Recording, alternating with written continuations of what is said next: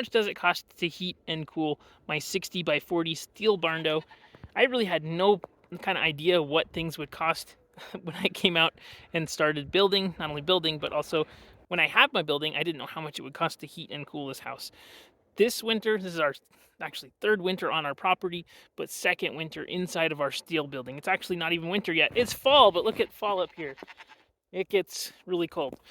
I'm up in northern Idaho, and I've been building this Barndo for about the last year and a half or so. We're almost getting to the point where we're finished, which is wonderful. But the thing that we didn't really have any idea about, and we didn't know what to budget for, was our heating and cooling bill with electricity. So in this video, I'm going to show you how much it costs to heat and cool this building, and then also tell you the things that we did to improve our efficiency, to reduce our electric bill, and to make it a lot more comfortable inside. So let's get started. So inside my shop, it's massive, right? 22 foot to the eaves, I think 26 feet to the peak, and it's just a really big space.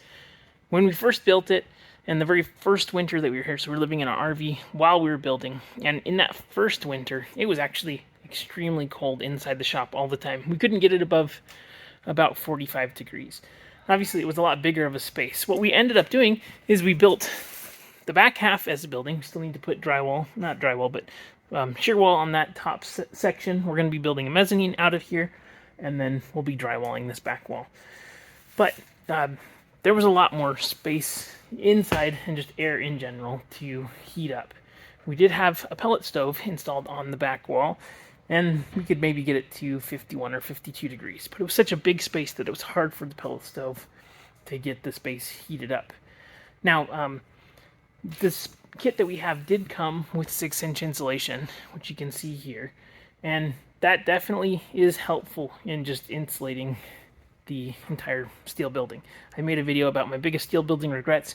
One of those is, you can go check that out by the way right there, but one of those regrets is that we didn't do spray foam. And spray foam is a lot more expensive, but there's a lot of benefits to that. One thing I wish we would have done was spray foam it, but since we didn't, we have this works just fine. Another thing that we have, kind of just giving you an idea about our setup, is that we have our 10 by 10 roll-up doors, and these are insulated with, it's not a tremendous amount of insulation, but it definitely seems to do a good job. I forget what rating this is. I can't remember. I think it's very low R rating, but it's better than nothing. It's definitely better than having exposed metal roll-up doors. We have this entire shell of our steel building that is wrapped with 6-inch insulation. Ceilings as well, 6-inch insulation. Then we have our structure in the back, and we have, I think it's R19 insulation on all of the walls. We also have 5/8 drywall. We went with 5/8 drywall because I saw a video about how it's better for fire ratings and all kinds of things. That made it a lot more difficult to actually install the drywall, but I think that probably helps just keep, I don't know, probably just an extra layer. I'm honestly not sure what that does to any R ratings on the walls themselves. But if you think about it, we're like in a giant bubble, and there is an air gap between our building and our walls, and those are also insulated as well. So the house itself is really well insulated.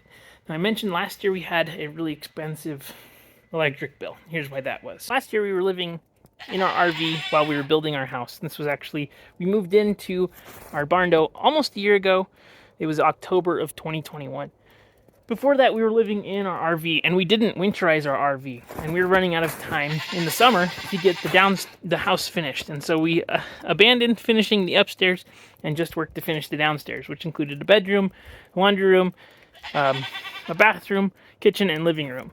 And so we put all of our energy and effort into finishing that downstairs so that we could move in and then work on the upstairs as we were going. Now, we just really stopped drywalling the upstairs. And as a result, the upstairs had a huge hole in it. And that massive hole made it very cold inside the house itself. So we were running a lot more heaters. We had oil heaters running downstairs.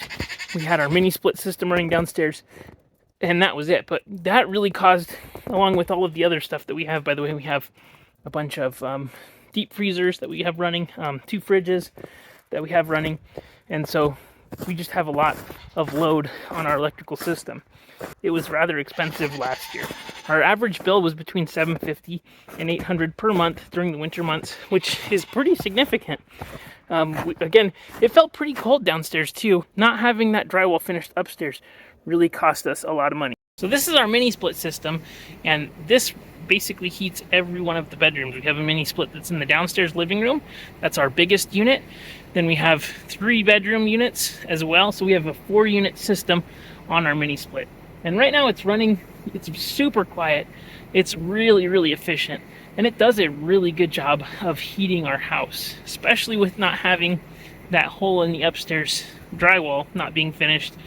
It's really, really effective and really efficient. So this helps us to keep our electric bills down.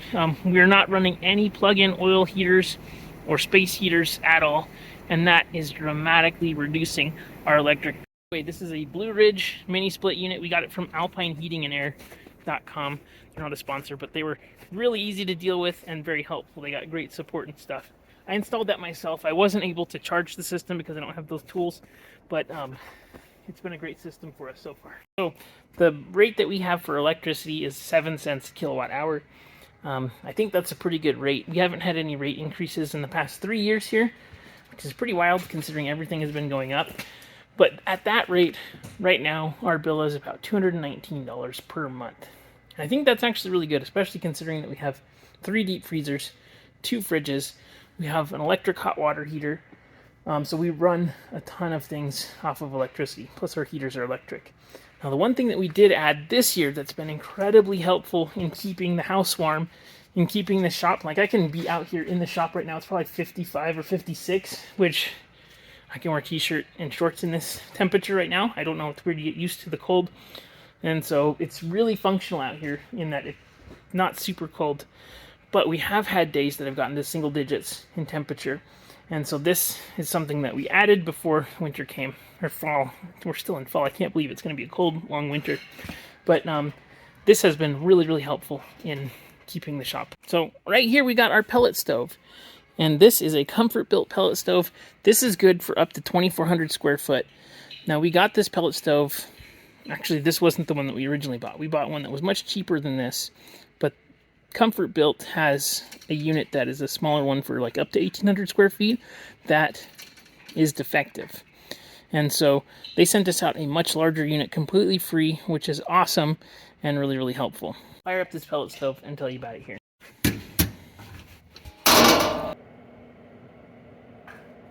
My wife does not like the smoke smell like we're camping, and so it's nice to have the pellet stove because we don't get that smell of smoke inside like we would with a wood stove. And a lot of people around here use wood stoves, but I think I like the pellet stove for ease of use. It's very low maintenance.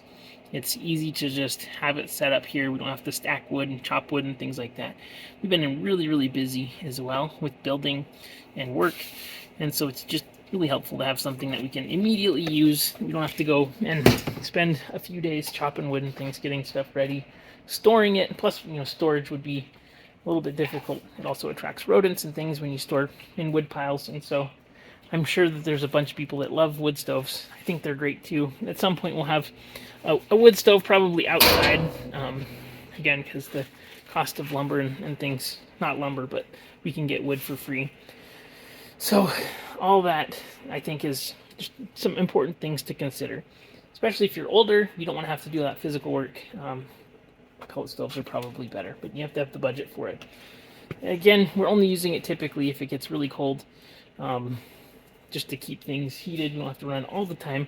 Find that a bag of pellets typically runs for about 24 hours, and it'll keep things in the mid-50s inside of this space while it's really, really cold outside.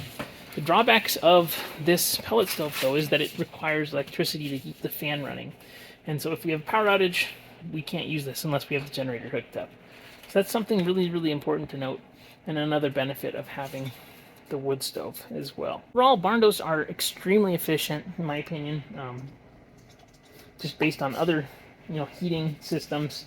I think having especially the insulation on the outside of the building, inside of the structure, is really helpful in keeping everything warm and tightened up. One thing that we could do in the future that we may or may not is do some blown-in insulation on top of the building. We don't have any insulation on the ceiling, but it hasn't been cold enough this winter inside here to really warrant that, in my opinion. That's pretty expensive, and so we just haven't had anything that's been uncomfortable. It's been a great winter so far, much better than last year, and I think as we figured this out, it's just helpful to have some experience under our belts for these kinds of things. So if you have any questions, comment down below. Happy to answer questions for you on all the comments, try to get back to everybody. So just let me know if you have any questions, and I'll see you on the next video.